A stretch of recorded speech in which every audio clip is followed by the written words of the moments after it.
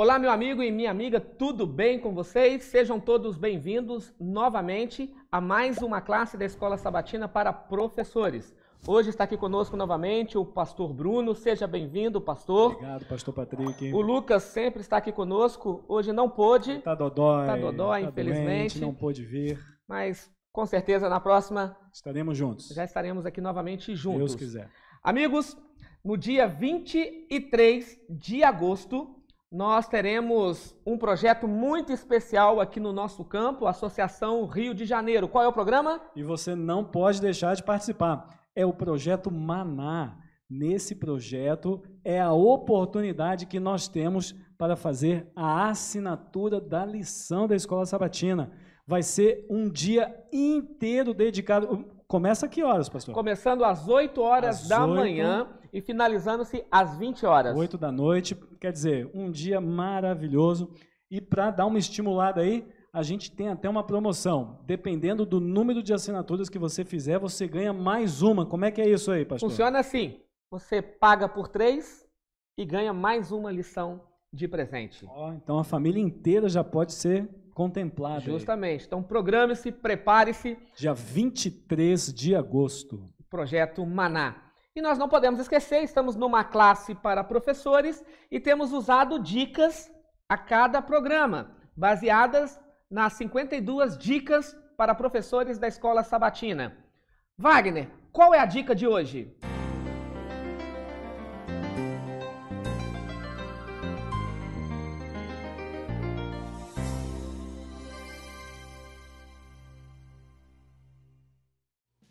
O nível mais elevado da aprendizagem que devemos alcançar a partir de nossas escolas sabatinas é a transformação do caráter.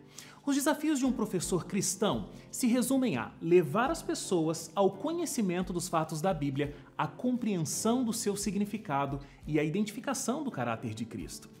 Primar por um nível superior de aprendizagem nos leva ao conhecimento de fatos e à relação destes com a melhoria da forma de vida em sociedade. Um nível celestial de aprendizagem nos conduz ao desenvolvimento de atitudes e condutas cristãs. Professor, a dica de hoje é: esmere-se no apresentar a verdade aos seus alunos. O poder da mensagem em sua vida será exteriorizado e implantado na mente deles. Está aí o recado. Obrigado, Wagner, pelo carinho conosco. Obrigado pela dica do dia também. Que Deus continue abençoando a sua vida e também o seu ministério. O Wagner, ele faz parte de um programa na Novo Tempo chamado Identidade Geral e hoje reservou um tempo para deixar essa dica para você. Pastor Bruno, a lição desta semana foi fantástica. Muito boa de estudar. Excelente. Falamos esta semana de temas difíceis. Difíceis, né? Difíceis, mas antes, vamos orar ao Senhor? Vamos, oremos então. Querido e amado Deus, muito obrigado por mais uma oportunidade de estudarmos a Tua Palavra. Nesse momento, queremos adorá-lo em espírito e em verdade, para que o Teu nome e a Tua Palavra sejam exaltados, absorvidos por cada um de nós e a Tua mensagem espalhada para todas as pessoas. É o que pedimos e agradecemos em nome de Jesus. Amém. Amém. Bruno, essa semana nós falamos de um texto que está aí dentro do verso para memorizar, que durante muito tempo foi conhecido também como verso áureo. Eu me lembro que chegávamos na escola sabatina e a primeira coisa que o professor perguntava era o verso para memorizar. Eu me lembro bem que eu precisava fechar minha lição da escola sabatina. Para poder falar direitinho. Decor, né? Hoje não é nem muito usado, né? Eu acho que nem a palavra verso áureo já é para memorizar. Não é mais usada, né? Hoje. Mas nós falamos sobre a segunda carta de Pedro, no capítulo 3, no verso 15 e 16. Eu convido você, professor, para que possa abrir a Bíblia conosco. Então, na segunda carta de Pedro, no capítulo 3, nos versos 15 e verso 16. Mas antes da leitura, uma pergunta bem simples. Quem foi Pedro? Pedro é uma pergunta legal aí de você explorar com seus alunos, porque é um personagem conhecido. Pedro, ele foi um dos 12 discípulos, né? Talvez o mais famoso aí pelo seu temperamento, considerado um dos grandes apóstolos, né? A tradição até diz que ele chegou a morrer de cabeça para baixo, mas Pedro, ele também teve uma grande influência literária, porque ele também foi um autor, e uma dessas passagens o autor da lição aproveitou, utilizando aqui. Justamente. Além dele ter utilizado-se de um copista, né, Pedro, ele ditava e alguém escrevia, né, e acredita que era comum naquela justamente época. Era muito usado na época. Paulo também utilizava-se de um copista, Jeremias também tinha um copista, era muito comum na época dos escritores bíblicos. Pedro, então, ele tem aí a primeira carta, a segunda carta, temos aí uma participação de uma entrevista, tanto com Marcos quanto com Lucas, né? Que ele ajuda esses autores, né? Justamente, mas a segunda pergunta, ainda dentro do quadro de Pedro, o apóstolo, escritor, que sem dúvida foi inspirado por Deus e por isso temos os seus livros. Pedro entendia toda a Bíblia, pastor? Com certeza, não. Ele tinha dúvidas. É bem provável que você fique pensando, ele não entendia? Pessoal, entender algo que está escrito há 1000 anos é diferente de entender algo que está escrito há 500, 200, ou aquilo que foi há pouco tempo ensinado. Pedro, ele tem dúvidas porque ele é um ser humano, e o ser humano tem dúvidas. Inclusive, o autor da lição, ele até explora que nesse verso aqui, ele fala, Paulo que escreve algumas coisas aqui, difíceis de serem entendidas, ou seja, o próprio Pedro, ele assume que ele tem um pouco de dúvida. Isso é comum, viu? Vamos lá então, vamos ver o que o autor nos colocou no verso para memorizar? Eu vou ler então aqui, claro, pastor? Sim, por favor. Vamos lá então. E tende por salvação a longanimidade de nosso Senhor, como igualmente o nosso amado irmão Paulo vos escreveu, segundo a sabedoria que lhe foi dada, ao falar acerca destes assuntos, como de fato costuma fazer em todas as suas epístolas, nas quais há certas coisas difíceis de entender, que os ignorantes e instáveis deturpam, como também deturpam as demais escrituras para a própria destruição deles. Pedro, então, ao ler as cartas do apóstolo Paulo, ele fala que epístolas, né? Sim. Ele encontrou algumas dificuldades. O que eu acho legal é que Pedro, ele escreve também em uma de suas cartas que nenhuma parte da Escritura ela é motivada ou inspirada por homens. Ou seja, Pedro está mais preocupado com o todo. Essa visão me atrai bastante. E é claro, aí ele deixa claro que alguns escritos de Paulo, para ele, parecem um pouco difíceis, de serem interpretados. E ele fica preocupado, porque ele não está necessariamente preocupado com Paulo, mas ele termina dizendo, eles também deturpam as Escrituras. É um ponto de vista muito legal de você trabalhar. Então é interessante que já na época deles, e aí eles estavam vivos ainda, tanto Pedro quanto Paulo, porque os dois morrem por volta do ano 65 e a mando de Nero. Sim. Paulo foi decapitado e, segundo a tradição, Pedro crucificado de cabeça para baixo. Mas, enquanto estavam vivos, as cartas de Paulo já estavam circulando. E aí, alguns estavam estudando as cartas do apóstolo Paulo e estavam tendo dificuldades em entendê-las, e havia um grupo de pessoas que estavam deturpando as escrituras do apóstolo Paulo. Com certeza com um tema chamado justificação pela fé. A palavra deturpação, professor, você também pode usar como interpretação, porque você interpreta de um jeito e em cima desse jeito você leva a mensagem. E Pedro aqui está dizendo, eles estão deturpando, ou seja, não era bem isso que o autor estava querendo dizer. Então, com certeza, havia um grupo de pessoas que estavam crendo em salvação pelas obras, acreditavam nos processos da antiga aliança, a linguagem muito comum no Novo Testamento, jogando para a aliança antiga, que tem a ver com o ritual do santuário, com a circuncisão. Sim. Então eles utilizavam isso para dizer que Paulo estava errado e deturpavam as escrituras. O interessante é que hoje muitos querem provar a guarda do domingo utilizando cartas do apóstolo Paulo. Muitos querem falar de alimentação, o que pode comer, o que não pode comer, dizendo que basta orar e tudo está abençoado, usando um texto fora de contexto do apóstolo Paulo. E essa é uma parte que a gente vai ver daqui a pouquinho. Justamente. Né? Então, assim, a gente está apenas, né, falando aqui um pouco de quando eu tiro um texto do seu contexto, eu posso criar aquilo que eu quiser. Pode fazer um monte de coisa. Não é verdade? Pedro estava dizendo que tinha uma dificuldade em entender. Interessante, pastor, que a Bíblia ela não apresenta contradições. Não existe contradições na Bíblia.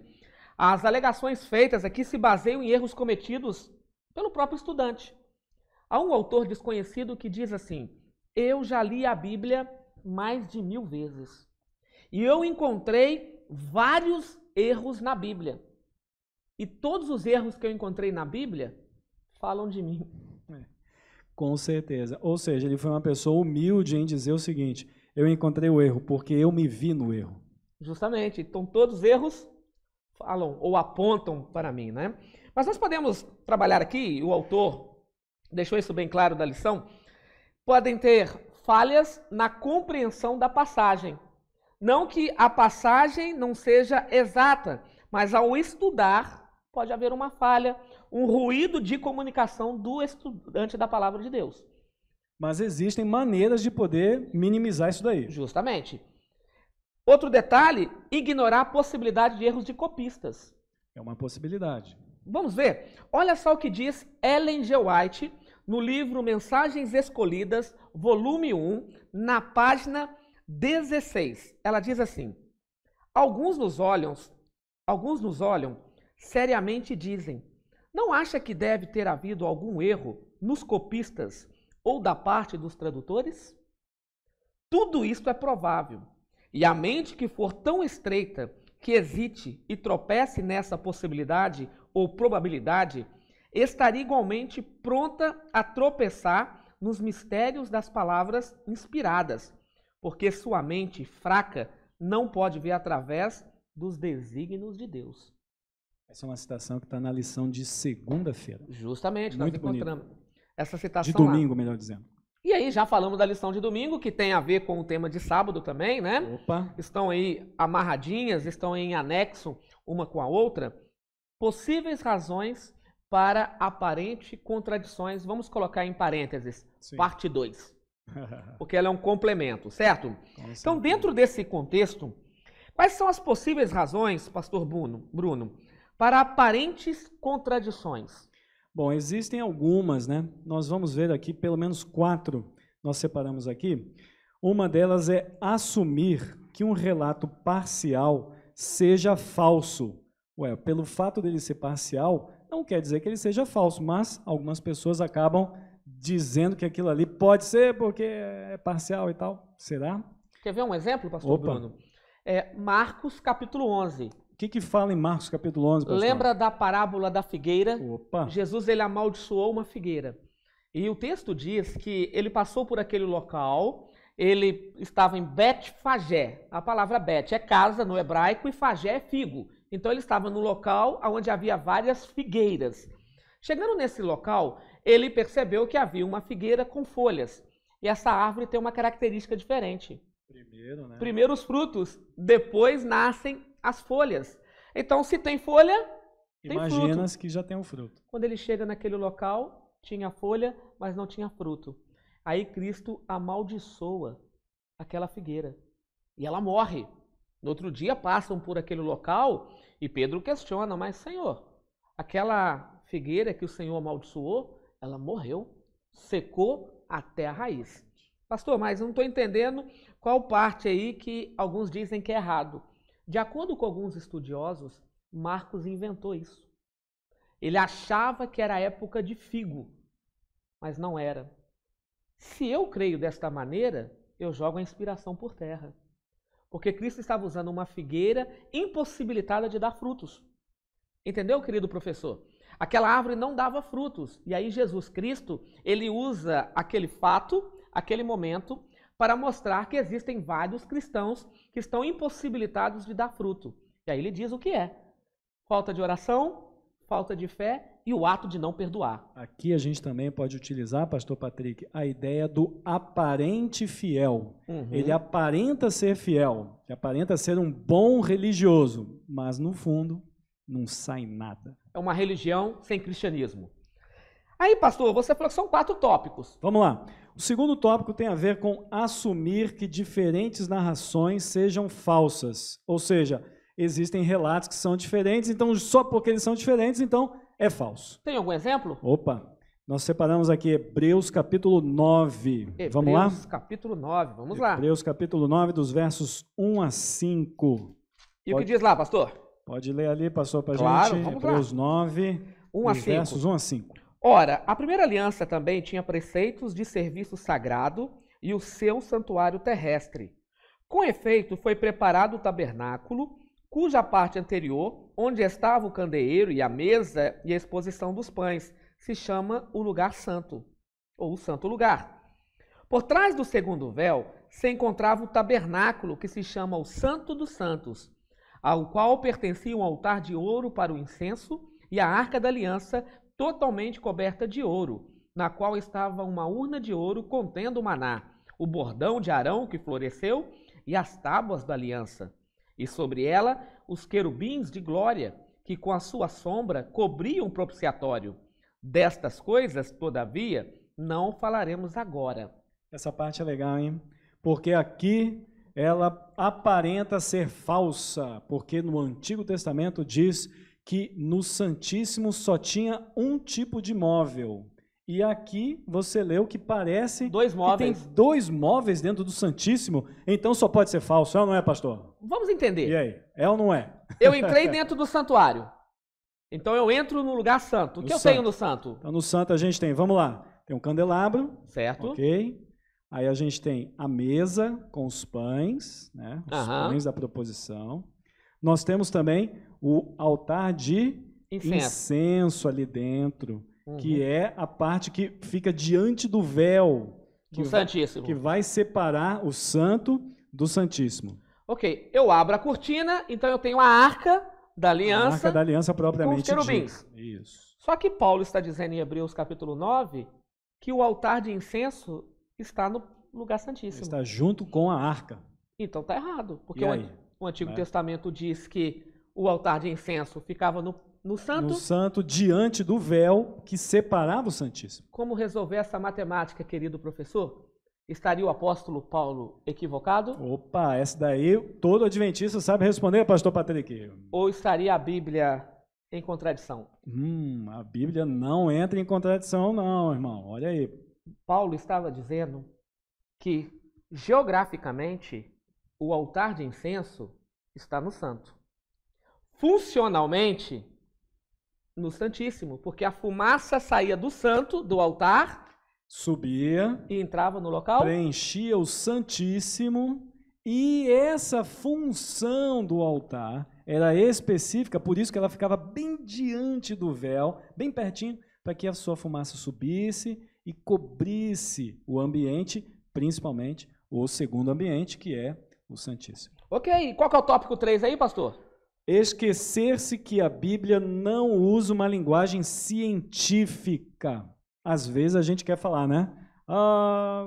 Jonas, ele foi engolido por uma baleia. A Bíblia usa expressões científicas assim? Primeiro que a Bíblia não falou nada além de um peixe grande. Um grande peixe. Ou seja, a Bíblia às vezes parece ser simples, mas não é simplória, é diferente. E aqui, esse é um ponto que a gente está ressaltando. O relato parcial pode ser falso, não quer dizer isso. A narrativa é diferente, também não é falso. E a Bíblia ela não usa linguagem científica, a gente não pode exigir isso dela. Inclusive, temos também o exemplo de Lázaro. Aqui, a ressurreição de Lázaro, a ressurreição dele. Que é algo também que a ciência não consegue explicar. Exatamente. Ok. Um outro ponto aqui é ignorar que a Bíblia usa recursos literários, não é só um, nem 2, nem 3, ela usa alguns recursos literários, e é por isso que é importante, quando a gente estudar a Bíblia, que a gente vai se lembrar o seguinte: cada tipo de escrita, que é esse recurso literário, ele exige um tipo específico de hermenêutica, de interpretação. Vamos lá, nós temos, por exemplo, aí um gênero jurídico. Muito comum no Pentateuco. Que é o livro da lei, escrito por Moisés, que é os 5 primeiros livros, que é conhecido também como a Torá. Torá. E ali nós temos um complexo de 613 leis. Por isso ele é chamado também de parte literária jurídica. Mas nós temos o gênero narrativo também. Que é muito gostoso de você estudar com seus filhos, é bem tranquilo, é bem fácil, bem legal de você absorver. Tem outro método também que poderíamos dizer de poesia. Lindíssimo, né? Nos livros poéticos. Jó é um livro poético, inclusive, né? Salmos, Provérbios, Eclesiastes. Agora, pastor, Jó é um livro poético. Sim. Mas Jó fala de morte, de perder tudo, de tristeza. Como vê uma poesia dentro disso? A poesia está exatamente no drama da vida, né? Então, quando Jó ele explora a morte, ele explora a perda, imediatamente entra uma nova circunstância que faz o contraste para a vida e para o ganho, onde às vezes a vida demonstra que você espera e ganha, e às vezes você não espera e também ganha. Então, essa é uma linguagem muito gostosa de você poder estudar, meditar, por isso que os teólogos aí acabam colocando Jó dentro dessa literatura poética. Eclesiastes, né? Cantares, o livro dos Salmos, são livros poéticos. Mas nós temos aí também o gênero literário profético. Isso damos a semana passada, não é? Como interpretar a profecia, não pode ser entendida da maneira que se lê, mas eu não posso desrespeitar que ela tem uma linguagem específica para esse conteúdo. Nós temos também algo chamado de linguagem sinótica. Sim, dos evangelhos, né? A gente até usa ali os evangelhos sinóticos, né? Que significa paralelos, né? Sim. Exatamente. Paralelos, eles se completam, são iguais. Muito então, bons. Mateus, Marcos, Lucas e João falam do mesmo assunto. É claro que cada um escreve com o seu olhar. Com a sua peculiaridade, né? Com a sua visão, com a sua peculiaridade. Verdade, pastor Bruno. E aí, pastor, nós também temos o gênero literário epistolar. As cartas.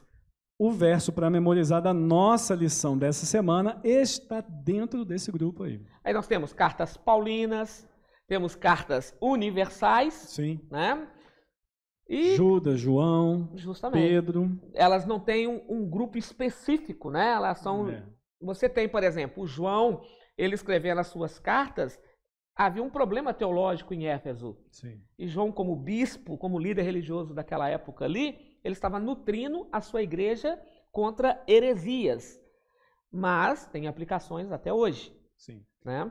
Pedro, né, nas cartas que Pedro manda, ele manda para a Turquia atual, 5 pontos ali, né? Uma das cidades era Ponto, né?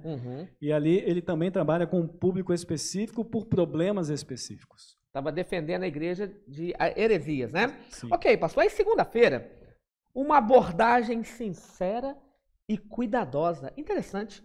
O que significa, pastor Bruno, de acordo com a lição de segunda-feira, o que significa estudar a Bíblia com uma abordagem sincera e cuidadosa? Pessoal, essa talvez seja um ponto que a gente precisa prestar bastante atenção, porque, sinceramente falando, eu posso estar errado, entende? Então, a gente precisa ser honesto antes de ser sincero.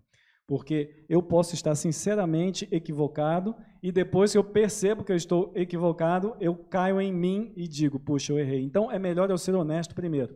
Então, quando o autor fala da sinceridade, eu coloco por trás aqui essa palavra honestidade, que também é trabalhada na lição. É só para a gente poder explorar esse assunto, que muitas vezes a gente deixa uma narrativa romântica, né? Ah, na sinceridade do meu coração, então eu acredito que essas coisas vão dar certo. Calma, isso aí está mais para romântico do que para focado ali no assunto. Mas é claro que o autor ele está querendo dizer que uma pessoa que procura a Bíblia de maneira honesta, de maneira sincera, de maneira focada, não nele, mas em Deus, o que Deus quer dizer para ele, qual a mensagem, essa pessoa tem muito mais a ganhar do que aquele leitor casual. Né? Interessante, pastor. E assim, não sendo sincero ao estudar a Bíblia, como a lição coloca, com uma abordagem sincera e cuidadosa, eu posso criar doutrinas, eu posso usar o púlpito para pregar uma mensagem fora do seu contexto e criando algo inexistente na palavra de Deus. Por exemplo, existe uma doutrina chamada o arrebatamento secreto. E o arrebatamento secreto, ele utiliza-se de uma fala de Cristo em Mateus capítulo 24. Ali está o pontapé inicial. E eu gostaria, querido professor, que você pudesse nos acompanhar em Mateus capítulo 24, só para você perceber que uma leitura sincera e honesta da palavra de Deus, com espírito de oração, e também estudamos sobre isso essa semana, né? De humildade, pedindo que o Espírito Santo nos ilumine. Mateus 24, Cristo, após ser indagado pelos discípulos, que sinais haverá da tua vinda? Então Jesus ele fala de sinais da religião, da sociedade, da natureza, mas depois ele gasta um tempo ali explicando, usando o Antigo Testamento como sombra de eventos futuros. E aí o capítulo 24, verso 37, ele fala assim: foi assim como foi nos dias de Noé, também será a vinda do Filho do Homem. Porquanto, assim como nos dias anteriores ao dilúvio, comiam e bebiam, casavam e davam-se em casamento, até ao dia que Noé entrou na arca, e não o perceberam, senão quando veio o dilúvio e levou a todos. Assim será também a vinda do Filho do Homem. Então, 2 estarão no campo, um será tomado, deixado o outro. 2 estarão trabalhando no moinho, uma será tomada e deixada a outra. Olhando para esse texto, pastor Bruno, criaram a doutrina do arrebatamento secreto. Um vai ser levado e outro vai ser deixado. Sim. Só que ele está usando qual contexto aqui? Do dilúvio. Aí Jesus explica assim: e não perceberam, senão quando veio o dilúvio e levou a todos. Quem foi salvo? Quem foi levado ou quem ficou? É diferente aqui, né? Essa aqui é uma passagem importantíssima. O pastor Patrick aqui foi muito feliz.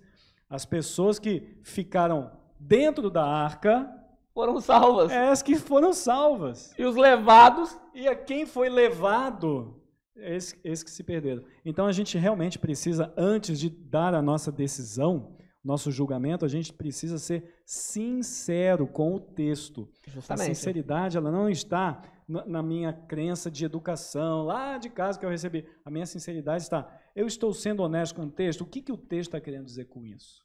E falando de honestidade, pastor, na terça-feira nós falamos sobre humildade também. Humildade é um dos pontos fundamentais para a gente poder estudar a Bíblia. Justamente. A abordagem humilde, a investigação humilde é a base de todo o crescimento. A humildade de pensamento é que vai fazer a diferença entre você, professor, e aquele pretenso aluno que acha que estudou a lição. Pastor, eu separei aqui um exemplo para mostrar para você, querido professor, para que possa ser explorado aí com os alunos da Escola Sabatina, um exemplo de um grupo de pessoas que não eram humildes. Okay. Mas eu vou apresentar também um grupo que era humilde. Então vamos fazer o seguinte, pastor Bruno, eu vou me utilizar aí do grupo humilde. Eu vou ser humilde agora, tá bom? Você vai ser humilde? E você vai ser o arrogante. Puxa vida. Tudo bem, então? Então tá bom. Beleza. Humilde e arrogante. Vamos lá, então? Depois a gente inverte esse quadro aí. Então tá bom. Tá bom? Só pra gente ter uma ilustração com a lição de terça-feira. Como é que a gente faz esse contraditório aí? Justamente. Então, querido professor, abra sua Bíblia aí em 2 Pedro, no capítulo 2, verso 18. Aí encontra-se o grupo dos arrogantes. Vamos lá, então eu vou ler 2 Pedro, capítulo 2, e no verso 18 nós lemos: porquanto, proferindo palavras jactanciosas de vaidade, engodam com paixões carnais por suas libertinagens aqueles que estavam prestes a fugir dos que andam no erro. Olha só, aí Tiago, capítulo 3, então agora, no verso 13, Tiago, capítulo 3, verso 13, diz assim: quem entre vós é sábio e inteligente, mostrem mansidão de sabedoria, mediante condigno proceder das suas obras. Então vamos lá, pastor. Fazer o contraste aí. Vamos fazer o contraste, então? Vamos lá no contraste. O método arrogante de interpretar as escrituras. Primeiro ponto do arrogante. Ele tem resposta para tudo. Tiago, capítulo 3, verso 13, diz que o humilde entende que ele não tem resposta para tudo. Essa já foi boa, hein? Segundo ponto do arrogante. Ele não admite que tem erro. Tiago diz que o humilde entende, eu tenho erros. Terceiro ponto do arrogante. ele usa o conhecimento, mas é para dizer que ele é muito inteligente. É como se fosse uma ostentação. Agora, Tiago, ele nos diz que o conhecimento aqui de humilde é usado para edificar. Não ele mesmo, mas os outros, né? Justamente. Quarto ponto do arrogante, ele usa o conhecimento, mas ao invés de esclarecer as coisas, parece que confunde as coisas. E aí, Tiago nos diz que ele usa o conhecimento que ele tem da palavra de Deus para esclarecer os fatos e não complicar. Que diferente, né? Pois é. Então, fosse você, eu ficaria mais humilde. Obrigado, vou fazer isso. Doutor Amin Rodô foi seu professor, foi meu Sim. professor também, e ele usou uma frase na sala de aula que ele dizia assim: se você tem a impressão que sabe de tudo, lembre-se, é só impressão. É só impressão. É isso mesmo. Não sabemos de tudo. E há um filósofo que diz: uma coisa eu sei, Que eu nada sei, né? Tudo bem, pastor. Quando nós olhamos, por exemplo, para Paulo, em 1 Coríntios capítulo 13, verso 12, ele fala que hoje nós enxergamos como que pelo espelho de forma obscurecida. Então, nós não temos condições de entender tudo. Essa frase é linda, né? Nós olhamos por um espelho, mas ela foi dita por um dos maiores sábios, uma das pessoas mais capazes intelectualmente ali do Novo Testamento. Ou seja, o próprio Paulo admite, olha, eu posso até ser inteligente, mas eu tenho que admitir, eu tenho as minhas limitações. E aí, temos a citação de Ellen White, e o pastor Bruno aqui nos bastidores, ele falou algo interessante. Aqui é uma das lições que mais apresenta Ellen White nessa lição aqui. Nós já tivemos domingo, agora em terça-feira de novo, vamos ter posteriormente em outras passagens aqui, como sexta-feira, mas isso me chamou bastante atenção, porque o autor ele foi bastante claro ao se apoiar não apenas no texto bíblico, mas também no texto profético. Isso dá um pouco mais de credibilidade e temporariedade, porque Ellen White está mais próxima dos nossos dias. Justamente. E os seus ensinamentos estão em total harmonia com os ensinos bíblicos. E olha só o que ela fala, último parágrafo da nossa lição: todos os que forem à palavra de Deus em busca de orientação com mente humilde, determinados a conhecer os conceitos da salvação, compreenderão o que dizem as Escrituras com espírito de humildade. Então, pastor, aqui a gente até pode incentivar o professor, né? Professor, vira para o teu aluno e fala, né? Como nós podemos conhecer as Escrituras? E aí os alunos vão dar algumas respostas e você pode falar, ó, na terça-feira Ellen White dá uma pista. E aí você utiliza a citação que nós só podemos conhecer melhor as Escrituras com humildade. humildade. Pastor, quarta-feira, determinação e paciência. E eu classifico essas duas palavras, determinação e paciência, com uma única palavra: perseverança. Opa! Eu preciso ser perseverante no estudo bíblico. Eu não entendi agora, vamos voltar ao texto, vamos buscar a textos paralelos. Algum outro escritor da Bíblia sobre a inspiração divina escreveu alguma coisa a respeito deste assunto?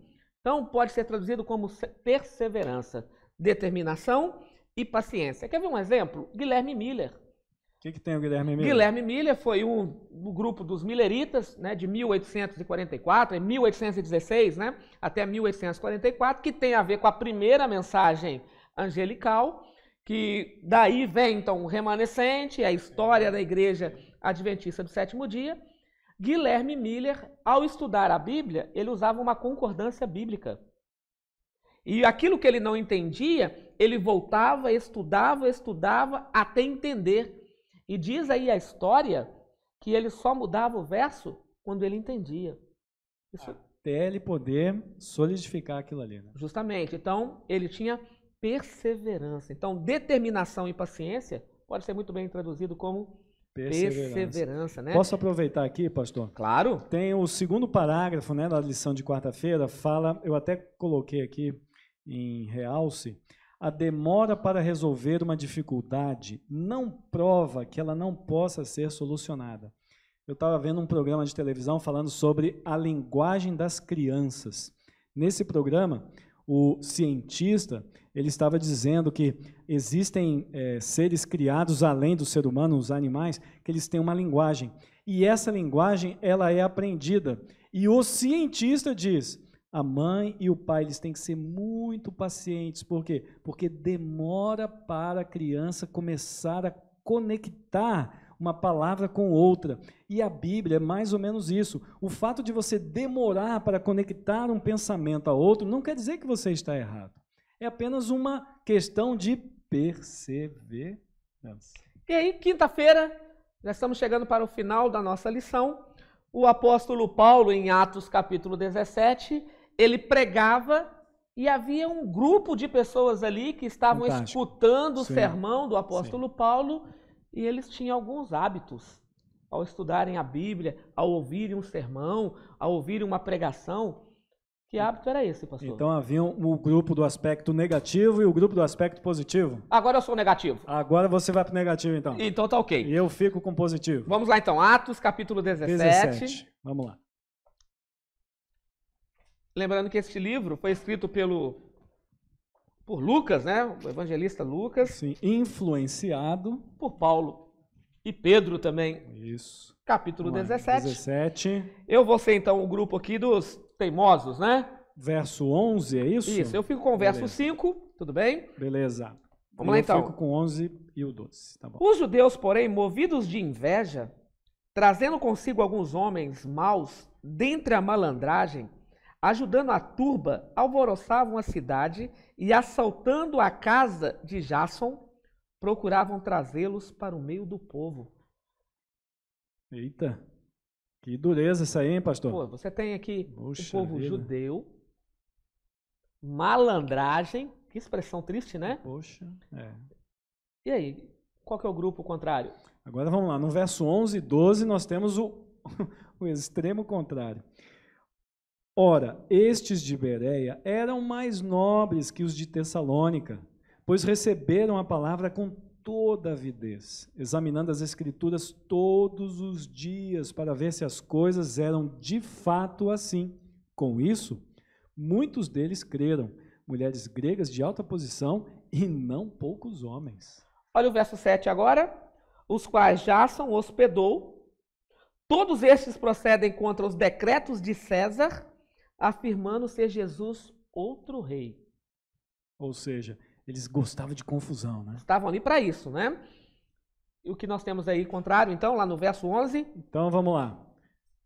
Tem a parte de Bereia, onde os bereanos eles têm uma conduta nobre, bem diferente desse tipo de conduta. Uma atitude sincera, né? Sincero, humilde. Totalmente contrária. E aí, por fim, o verso 8 diz assim, tanto a multidão como as autoridades ficaram agitadas ao ouvirem essas palavras. O que esse grupo de judeus fizeram? Resultaram em um tumulto, alvoroçaram a multidão. E no verso 12 a gente tem um resultado totalmente diferente, né? Que o verso 12 diz que as pessoas creram, mulheres de alta posição e não poucos homens, ou seja, o resultado foi de honra, de dignidade. Então apresentamos aí um resultado honroso, né? Então Muito percebe aí, amigos, quando Paulo ele prega ali no capítulo 17 do livro de Atos, você tem dois grupos. Um grupo que estava ali de maneira desonesta, um grupo que estava ali com uma conduta vil, um grupo que estava ali para um resultado tumultuoso. Pastor, posso fazer aqui uma participação? Claro. No segundo parágrafo da lição de quinta-feira, esse segundo parágrafo, professor, você põe aí uma caneta, uma setinha, esse segundo parágrafo tem pelo menos 4 regras hermenêuticas que nós estudamos lá na Faculdade de Teologia. Claro que existem outras, né? Mas é só para você ter uma noção que no segundo parágrafo da lição de quinta-feira, essas 4 regras aqui, ó, utilize, elas são fundamentais. E quais são elas? Muito bem, vamos lá. Primeira regra, então, você que não entende, né, uma passagem, você então vai utilizar a seguinte regra.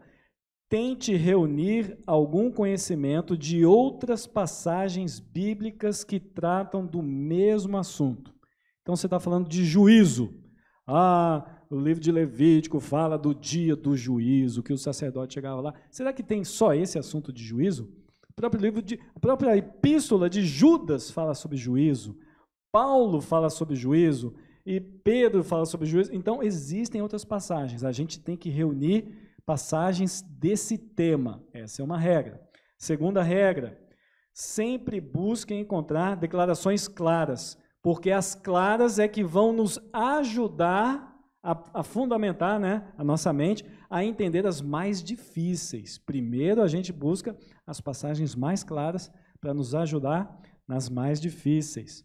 A terceira, essa aqui é importante, nunca obscureça uma declaração inequívoca. Então, Jesus disse, né, é mais fácil que um pecador, né, ele passe pelo fundo de uma agulha do que um rico. Tá vendo, o rico não vai entrar no reino do céu. Será que foi isso que Jesus disse? Então, calma, você está trazendo um certa confusão aí, não foi bem isso aqui. Quarto ponto, permita que o próprio texto das Escrituras revele o significado de outras partes das Escrituras. Então, antes de abrir comentário bíblico, léxico, dicionário bíblico, procure outras passagens da Bíblia. Ela mesma se interpreta. Então, pelo menos 4 dicas aqui, hermenêuticas muito boas para a gente utilizar. Pastor Bruno, eu coloco mais um item aí. Opa, mais um item.